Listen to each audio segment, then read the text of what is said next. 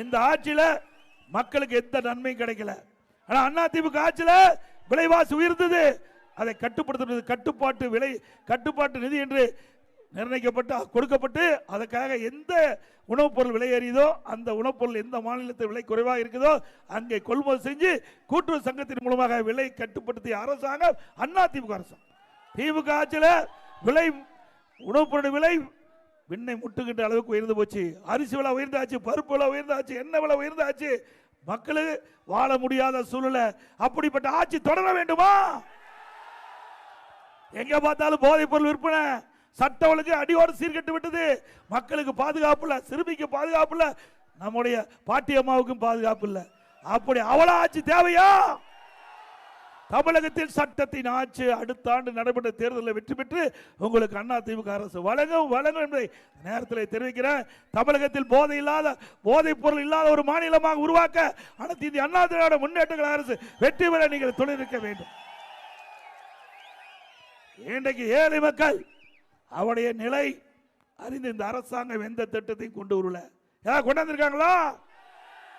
இன்னைக்கு அம்மா இருக்கின்ற பொழுது காலனி, நம்முடைய குழந்தைகளுக்கு காலனி, சீருடை, விலையில்லா புத்தகம், பள்ளிக்கு போறதுக்கு சைக்கிள், மடிக்கணி எல்லாம் கொடுத்து குழந்தைகளை பெறாதாய் புரட்சி தலைவர் தன் குழந்தை போல பாவித்து நம்முடைய குழந்தைகளுக்கு கல்வரி கொடுத்த தலை புரட்சி தலைவர்.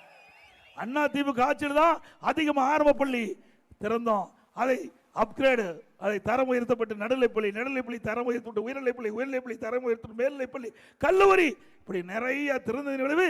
இந்தியாவிலே கல்வி கற்போர் அதிகமாக இருக்கின்ற மாநிலம் தமிழ்நாடு.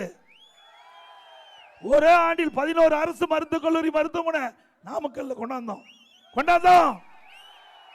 இன்றைக்கு இந்த நாமக்கல் மாவட்டத்தில் இருக்கிற 6 சட்டமன்ற தொகுதியில் இருக்கின்ற ஏழை மக்கள் அவளுக்கு உயரிய அறுவை சிகிச்சை செய்யக்கூடிய அளவிற்கு அற்புதமான அரசு மருத்துவமனை மருத்துவக் கல்லூரி திறந்திருக்கிறோம். அதுல ஏதாவது நம்ம நோயாய்ப்பட்டா தீவிர சிகிச்சை பிரிவில் சேர்க்கப்பட்டு நமக்கு நல்ல உடல் பரிசோதனை செய்யப்பட்டு நமக்கு தேவையான உயர்தர சிகிச்சை செய்யக்கூடிய அளவிற்கு அரசு மருத்துவக் கல்லூரி மருத்துவமனை அமைக்கப்பட்ட அரசாங்கம் அதிமுக அரசாங்கம். அதே போல சட்டக்கல்லூரி, நாமக்கல்லே சட்டக்கல்லூரி கொண்டாந்ததும் அதிமுக ஆட்சியிலே. சிந்திச்சு பாருங்க, இந்த ஆட்சியில் கொண்டாந்தாங்களா? கூட்டு குடி திட்டத்தை கொண்டு வந்து மக்களுக்கு தடையில்லாம பாதுகாக்கப்பட்ட குடிநீர் வழங்கியதும் அதிமுக ஆட்சி. நல்ல சாலை, நல்ல பாலம், என்னென்ன கேட்டீங்களோ அத்தனையும் கொடுத்தோம். 2011க்கு முந்தி எப்படி ஆட்சி இருந்தது திமுக ஆட்சி? 2011 2021 வரைக்கும் அனைத்து இந்திய அண்ணா திராவிட முன்னேற்ற கழக ஆட்சி எப்படி இருந்தது? 2021 2025 வரை இன்னைக்கு திராவிட முன்னேற்ற கழக ஆட்சி எப்படி இருந்தது என்பதை சீர்தூக்கி பாருங்கள். அதிமுக ஆட்சி ஒரு பொற்கால ஆட்சி என்று மக்கள் பாராட்டுகின்ற அளவுக்கு ஆட்சி கொடுத்து, திமுக ஆட்சி அவல ஆட்சி. இன்றைக்கு இந்த ஆட்சியில மக்களுக்கு நன்மையும் கிடைக்கல, மக்களுக்கு பாதுகாப்பும் இல்லை. அப்படிப்பட்ட ஆட்சி தொடர வேண்டுமா?